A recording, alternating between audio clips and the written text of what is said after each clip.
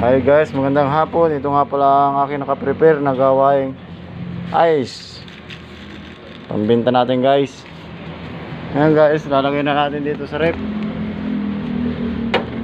Bili na kayo guys ng yelo. Sa sobrang init ng panahon, kailangan ng pampalamig.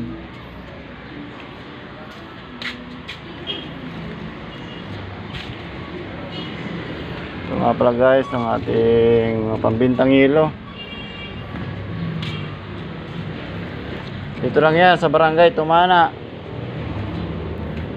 Bulacan, Santa Maria. So guys, kinuha ko pa sa mineral pa yan. Para safe po tayo pag bibili natin ng ito ice tubig or yelo. Yelo for sale. Ito na guys, naka-prepare na siya oh. Okay na. Kailangan na patigasin pambenta. Okay.